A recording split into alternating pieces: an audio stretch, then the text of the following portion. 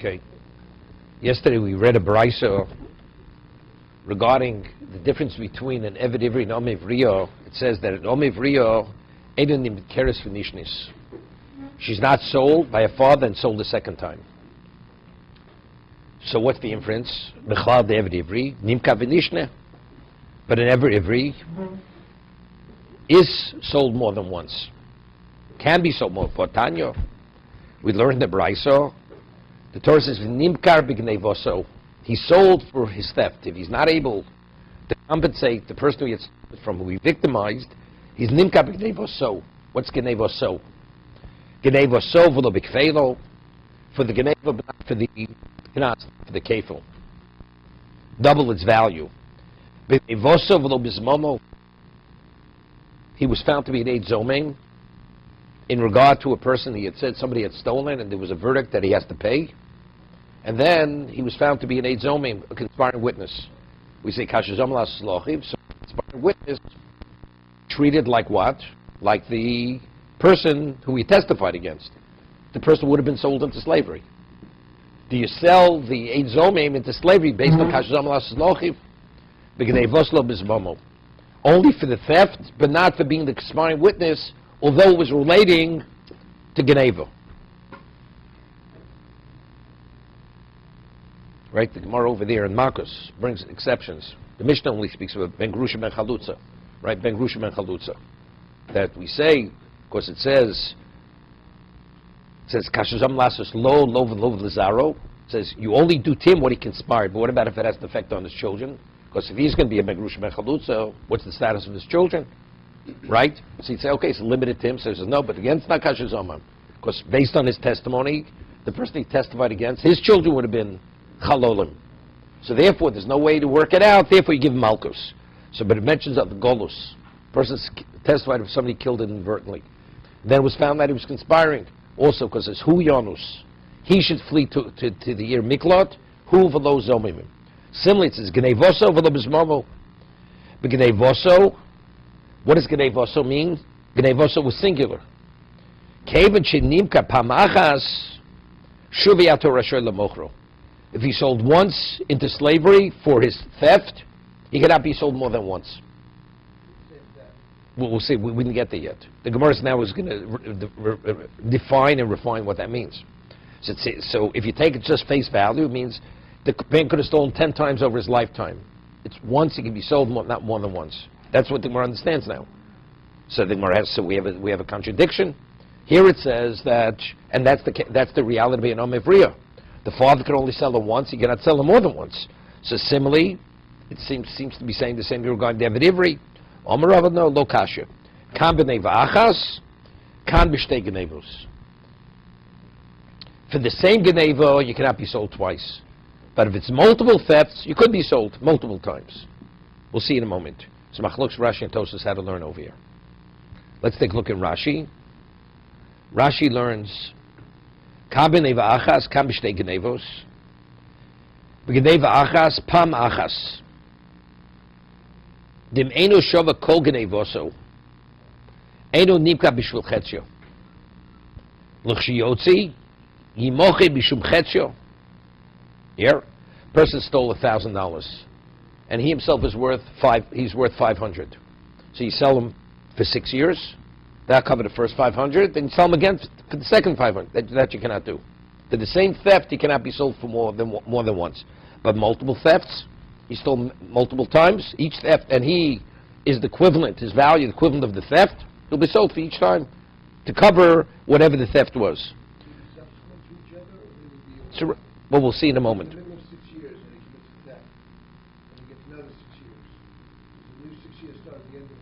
No, definitely at the end. At the end, well, he can't start then. He already has a master, right? First, who's going to buy him? Somebody could buy him for the next. When he finishes, he'll start his next service. So he says, "Sheyotzi mocher mishum chetzio v'hayditom nipka v'nishner." So what does it mean? He sold and again he sold. B'shtei gnevos. Now he says a chiddush, and this is where Tosas argues with Rashi. What does it mean? Where he sold and he sold again? B'shtei gnevos. Sheshnegvis, the way we would understand, a person steals, puts in his 6 years, then he steals again. right? He's let out of prison, good behavior, and again, repeated offender. So they send him back. So the same thing over here. Here, what happens if a person stole once, and he steals again? He wasn't caught on the first theft, and now he's brought to court on the first and second theft simultaneously. It was Lo'amad B'din. Now the court is prosecuting him, is adjudicating for both thefts at the same time. Lo'amad B'din achigonav shteim ve'nushove elo demei ho'achas. So now we're adjudicating two cases of theft, but we're dealing with both of them simultaneously, and his worth and his value is the equivalent of one, not both. Do we see that as one theft or as two? Do we say since they're being adjudicated at the same time, we see it as one? Or do we say no, since he's being charged on two thefts, it's two separate thefts, right? Why? The kol chada v'chada karim be'v'nik b'neivoso. He sold for his geneva, singular. If he steals $1,000 worth $500, you don't sell him twice, right? Because he's being sold twice for the same theft. But here, although they're both being adjudicated simultaneously in court, two thefts, but factually each theft is an independent theft. Rav is saying he sold twice. After he sold for one, he'll be sold for the next. Okay? Even though it's the trial for all the cases at once. Doesn't make a difference. And they say you owe so-and-so $10,000. It's the same victim. That doesn't make a difference. No, no. No, we're talking about the same victim. He stole twice from the same person. Right? He embezzled over time. Stole from the same person. And now they catch him, they realize there's so much money missing from the till, they prosecute him. Now they have him on camera, witnesses, but now they're going to convict him of both. So based on the sum total, right, it's beyond his value. Do we sell him more than once? If he did one act of theft, stealing, we will not sell him more than once. But since it was multiple, although we're convicting him on the amount of money that he owes so-and-so, he could be sold multiple times, because each action was a separate act of thievery. That's what we're saying. That's Rava. The Hasmana doesn't apply and multiple thieveries would apply. No, multiple thieveries was saying that is called genevoso. Each one is separate. That's what Rava is saying. Each one is separate. He was warned before each. You don't have to be warned on stealing. Stealing, they don't have to be warned. Right? If he has the money, he's not sold. We're speaking where he doesn't have the means to repay the one who he stole from. So if he does an act like he takes money out of the till, he does it every single day. Separate act of stealing. There are 365 different acts. No, each one separate. So let's see the amount he stole each day. He is the equivalent of that. He will be sold 365 times. Right? If he lives that long. Okay? And conversely, you're not allowed to combine it if they stole 500 and 500. No, definitely not. It has to be one act. Yeah, everybody, we'll see Tosa talks about. Let's say he steals 500, he's worth $1,000. He's not sold in that situation. Right? Well, we'll see. There's machlokas tanoim. How exact it has to be. Does that be exact or not? To get the balance is not an option. No, definitely not. Because it says, B'gneivoso v'lo chatzi gneivoso. Or the Gemara learns it from the word genevo. Okay, so that's Rava. That's how Rava reconciles the brisa with this other brisa. Okay? So the people on his wall. No, that's B'gneivoso lo b'kfelo. That's not. Omale Abayi says to Rava, B'gneivoso tuva mashma. The word genevoso indicates that even though it's multiple thefts, but if they're adjudicated at the same time in court, that's like one geneva. We don't see it as separate acts of stealing. Even though the basis for the conviction is multiple acts of stealing, but if it all comes to court at the same time, that's called genevoso. That's Abayi. It pays not to get caught. I mean, it's Pays not to steal. If he steals 10 different times over the year and they finally catch this guy, 10 different people, 10 different times, finally catch him and put him on trial, he's only convicted on one case. No. He's responsible for one of those cases. No. That's not what he's saying. He's not saying that. He steals from the same person 10 times. Over the year. Wait. And now he's caught. And now he's not worth the value of the sum total. right? According to Abaye. Let's say he is worth. The individual thefts, he's worth more. But if you put it together, he's worth the sum total of all of them. According to Abaye, he's going to be sold into slavery. No, according to Rabbi, he's not going to be sold. They're combined. You look at him as if he stole one sum total. So he will be sold. According to Rabbi, he's not going to be sold. Because his value is more than each one of the thefts. If his value is more than the theft. Everybody, he's not sold. He's not sold. So Rabbi says, even though they're being adjudicated at the same time in court, and the conviction is you owe him $10,000, you divide that $10,000 based on each time he stole. So if he's worth more than each time, he's not going to be sold into slavery. Because each one's a separate act. It's seen as a separate act of stealing. But according to Abaye, because since they're all adjudicated simultaneously, it's one conviction, you owe so much, and he's worth that number, he's going to be sold. He's going to be sold for that number.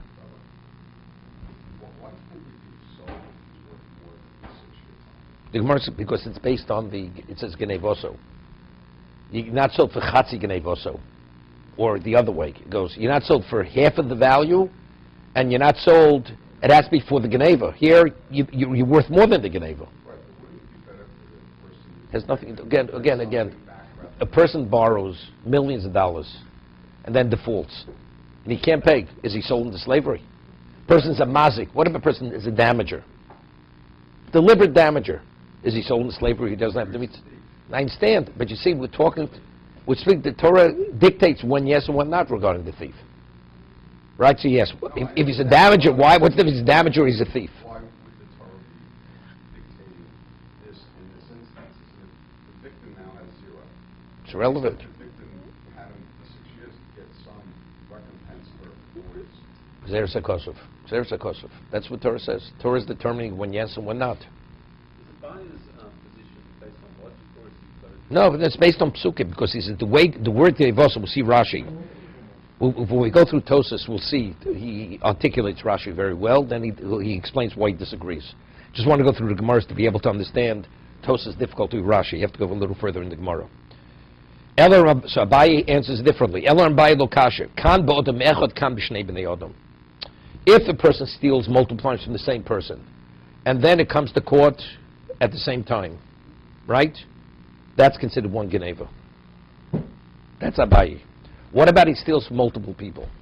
Even though it comes to court at the same time, and the ruling is you owe so much money to Reuven, Shimon, Levi, Yehuda. Since they're separate people, you look at each one as a separate theft. That's a separate one. So if he's the equivalent of each theft, he'll be sold multiple times. If he's worth more than each one, then he will not be sold. So the issue with the Abaye is really whether you go to court. It's the same for all the No. Not only if you go to court. No. If you go to court at different times, then you're the same person, and you go to court at different times. He's convicted different, no. He's convicted at different times. He's up for each time. No, whether he was already obligated. Whether he was obligated. According to Abaye, did he steal already? Let's say he stole already. You're right. Yeah. The same person, different times, is like different people. Exactly. It's like different people. Exactly. Right. Of course, the question, what is the conviction? What is the conviction for? Right? If there's a conviction and he's not able to pay, that's what the Torah says. If there's a conviction that he's a thief and he's not able to pay, v'nimkar b'gnevoso. He's sold for that theft. So that's what we're talking about. So there's a verdict. It depends what the circumstances. You're right. So Abaye's just making it easy. Two people, even at the same time, we're dealing with two different claimants over here. Two people have a claim, you have two separate victims. So even if it's adjudicated simultaneously, it's irrelevant. Yo Reuven, yo Shimon.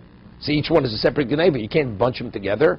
But if it's the same person, multiple thefts, the same person, you stole from him, that's considered one large theft.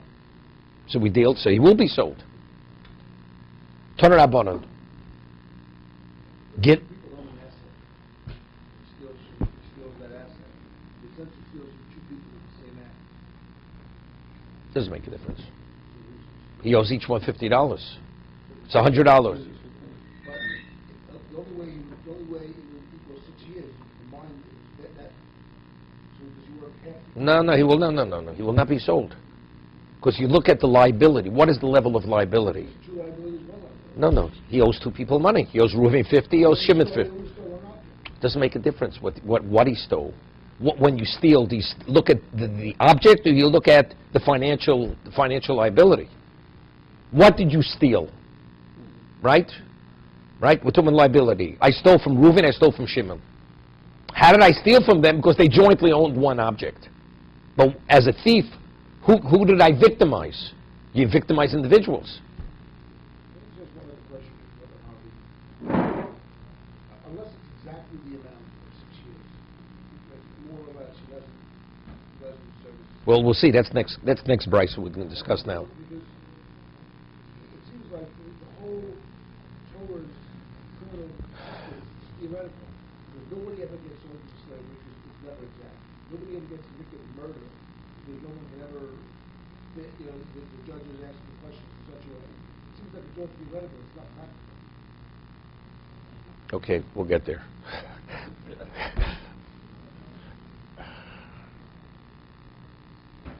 Ton Rabbanan.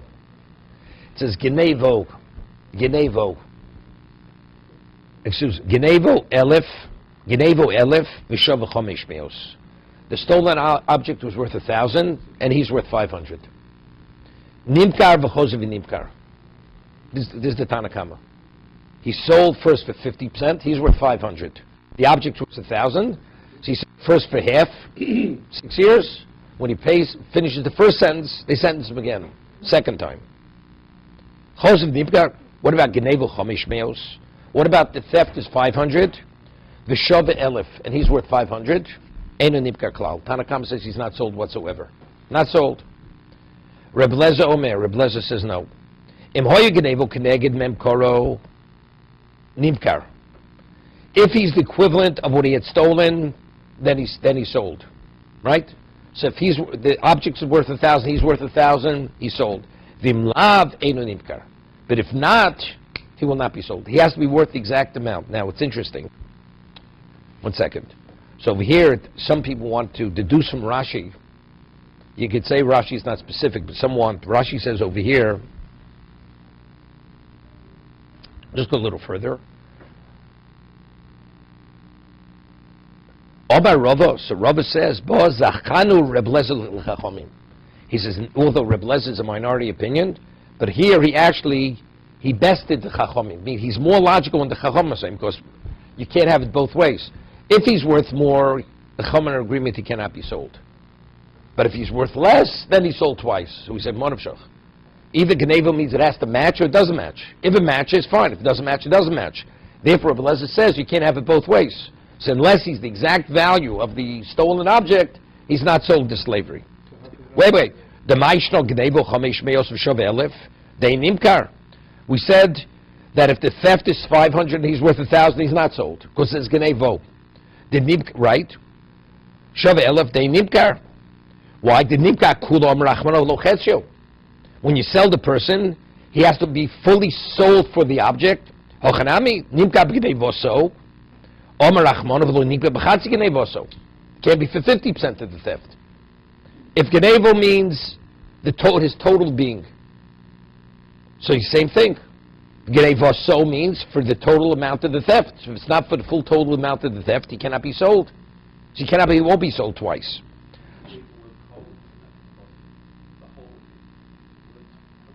Genevoso or Genevo. So over here Rashi says they want to be medayik. You do some Rashi. Rashi says v'lo chetzio.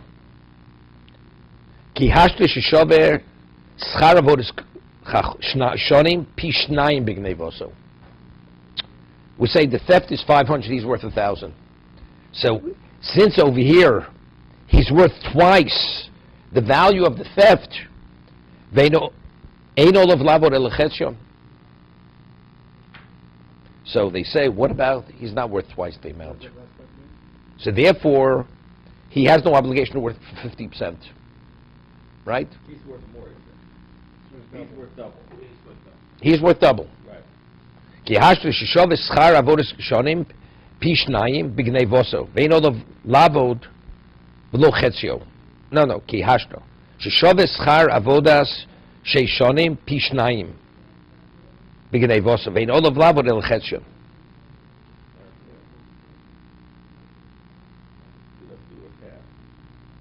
Either way, both ways. But say they want to be Medaik and Rashi, it's only if he's worth double the amount of the theft. What about if he's worth a little more? When is he not sold? That's when it's double. But if it's more, then he will be sold. Which I don't think, logically doesn't make, why should we differentiate? But because again, Rashi is only going the case of the Gemara. The case the Brisa sets is 1,500.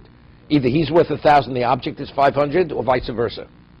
But it's irrelevant. Meaning, unless it's exactly identically the amount that he had stolen, he's not sold. Right. That's the Gzer Sakosov. Is there an accident that the Brisa uses 1,000? Like You could seemingly, because it's the easiest way to work it out. He's worth more or less. So we get 500, twice as much. Twice, 2 6-year periods versus 1 year period. Right? It's just easy to deal with in terms of to grasp it, but it's irrelevant. Gedev also means it has to be exactly the amount. If it's not the exact amount, then not. Right?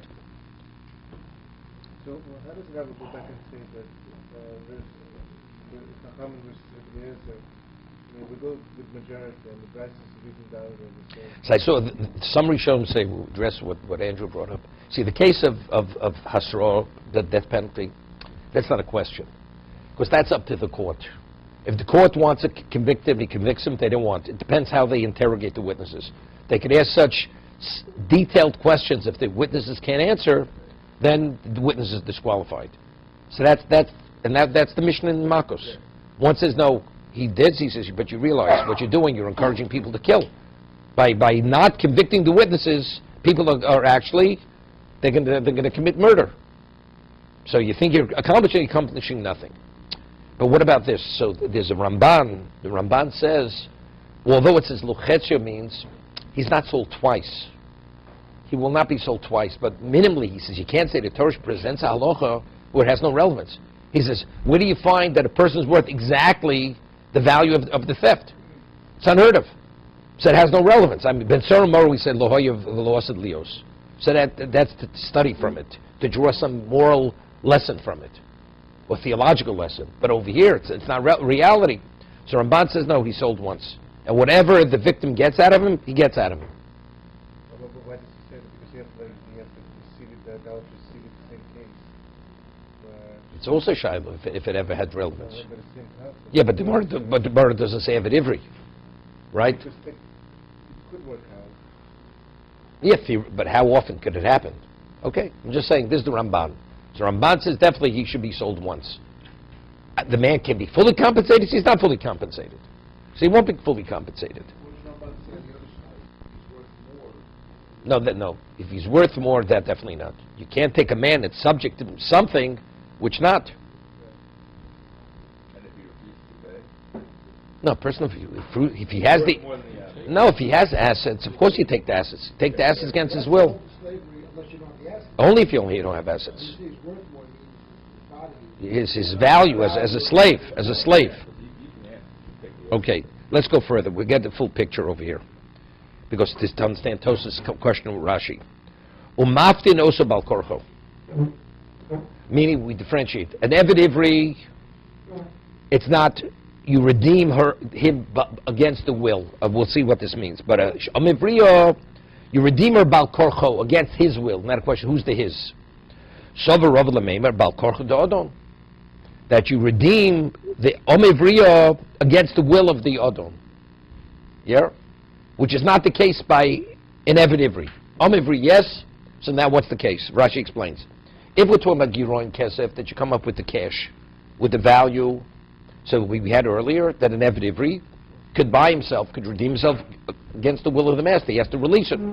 But now we're speaking now something we do for the Amivriya, which we don't do for the Eved Ivri. Doing something against the will of the master. So what does it mean? Abai says to Rav Amaini, so what would it be? The kasivna leishtora ademei, that you write the master a document, an IOU, for the value of the balance of the years that he didn't work. Okay? So that we do for the Amivriya, but that we won't do for the Eved Ivri. The Eved Ivri has to come up with cash, or something of value. monetary value. Domivriya, she could write an IU, she'd be able to be released. So Mar says, Abai says, but it's totally illogical. Amai noked magnisa biyodei, yehivnul chaspa. The man is holding a diamond or a pearl, and you're giving a piece of pottery in the place of the diamond. Would he have a right to take away his asset and give him back nothing in its place? So therefore, it's impossible. That's what the Torah is saying. That's what this means. Eldom Rabbi Balkorch Da'av. The father sold his daughter into slavery for whatever reason. And now, the father has assets. Could you force the father to buy out, to redeem his daughter? That's the question. Why? Why do you force? I mean, because if in fact the daughter is the asset, the equivalent of an asset of the father, he can do whatever he wants. He sells her into slavery, and now he has assets. He could redeem her. He doesn't want to. Why should we have a right to compel the father to pay the difference, the balance on the years? Does this mean that the father can't sell his daughter unless he has money and he doesn't need the money? It's the same logic. Would be the same thing. We'll see in a moment. If he does it, we're going to force him to. I mean, it's a valid sale. It's valid. So the Gemara says, why? Because how does it look? A man, his child? I mean, it's like you have a prince and you sell him as a slave. It's a blemish on the family. He's disgracing the family. He's selling his daughter to slavery. So if that's the case, we should say the same thing. We should compel the family to come up with the money to redeem the what? To redeem the male Jewish slave. Why only the Omevriya? So Mar says, you know why? He'll sell himself again. Person sells himself into slavery for financial reasons. So what are we going to do? We're going to force the family to come up with the money to buy him out. So neither he originally received the money for selling himself. So you know what? He'll sell himself again. Right? So therefore, it's a never-ending problem, It's like a person goes into debt, and he's always going back to the family to bail him out. They say, you know something? Stick with your problem, because if even we resolve this one, tomorrow it is the same problem again. So the same thing, that's the Eved Ivri. Somewhere says, law. So if we redeem the daughter, the father again will sell it tomorrow.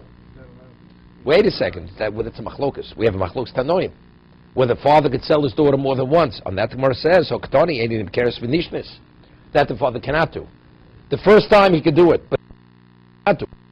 So therefore, what are we accomplishing? Now, since she's already been sold once, he can't sell her a second time. It's not a valid sale. But we accomplish nothing, because we redeem him. Tomorrow he sells himself again into slavery. Is it the case of sale to slavery, or what if he sells it to the domestic? No, that's irrelevant. Why? It's still pagam mishpacha. It's still unacceptable. Whoever heard of a man, that's the way you marry off a daughter, sell her as a maidservant. And now it's up to the master whether he will or not marry her. That's not the way you treat a child. It's a disgrace. The person unfortunately has no choice, has no choice. But if he has a choice, it's a disgrace. Or money, and who does this go like? That a father cannot sell his daughter more than once. This is Reb Shimon, it's a machloks tanoim. Whether a Amivriya is chosra nishnis. Could you sell her more than once? The Tanya. It's a machloks tanoim. Mochodem es bito liishus. It's interesting, the Torah uses the term mocher. A father could sell his daughter into marriage, vishona, and repeat it again. Right? We discussed yesterday, Yisum Chayav. The father marries off his daughter, kiddushin, ersin, and she's divorced or widowed. She returns to the jurisdiction of the father, as long as she's a minor, or even a nara, right? Now, could he marry off a second time? The answer is yes. She returns, he can marry off. That's what? According to everybody. Nobody argues this. Not sell. Marry. This is marriage. Mocher Adam is bito liishus v'shona. She's a minor. Only ersin. No nesuin. No nesuin. She did not fully leave his jurisdiction. He can marry her multiple times. Marry her off. Okay? So that's Liishas v'shoneh. Shivchus v'shoneh. What about to sell her as a maidservant? Again, could sell her more than once. V'shoneh, repeat it again. Liishus achar shivchus. What about he sold her initially as an omivriya, and now he wants to marry her? He sold her when she was 3, she's 9, and now she's released from the master. Master didn't marry her. He wants to marry her off to a third party. He can. Ishus achar shivchus. What? Separate act. Avolo the shivchus hachishus. The Tanna Kama holds, what about if he first married her, she was widowed or divorced, and now she's 9 years old, he wants to sell her as an omivriya? That he cannot. Shivchus no. No, it's only Erisin, not Nesuin. Erisin, she returned to his jurisdiction. Otherwise, there's nothing to talk about. Of course he can't sell her, right? She's not in his jurisdiction any longer. So if she's first married, he cannot sell her as an omivriya. But if she's an omivriya first, then he could marry her, or if she's an omivriya, he could sell her again as an omivriya. That's Tanna Kama. Reb Shimon Omer, no. Keshem sheino the mocher as bito the shivchos achar ishus. Just as a father cannot sell his daughter as a maidservant after she's been married, although she returned to his domain, identically, he cannot sell his daughter into servitude more than once. Once, and that's it. Shivchus achar shivchus cannot be done. That's the machlok. So we're saying that the brisa that says earlier that we force the father to redeem his daughter. So we said, what do we accomplish? He'll become a repeated offender. No, we can't. Because the second sale is not a valid sale, because the father cannot sell his daughter into servitude more than once. And because we're saying it's going like Reb Shimon. This is going like Reb Shimon. And what's the basis of the machlokas Reb Shimon and the Tanna Kama? So Gemara says, Upluk the Dani Tanoi. The machlokas Reb Shimon and Tanna Kama is the same machlokas we'll see Reb Lezer and Rabbi Akiva. Now the Torah says, in regard to Amravi, it says, the Torah says, Bevigdo bo. Bigdo. What's bigdo? Bigdo is beged, his garment. Without the vowels, how could the word bigdo be read? Bevogdo, begido is betrayal. Betrayal.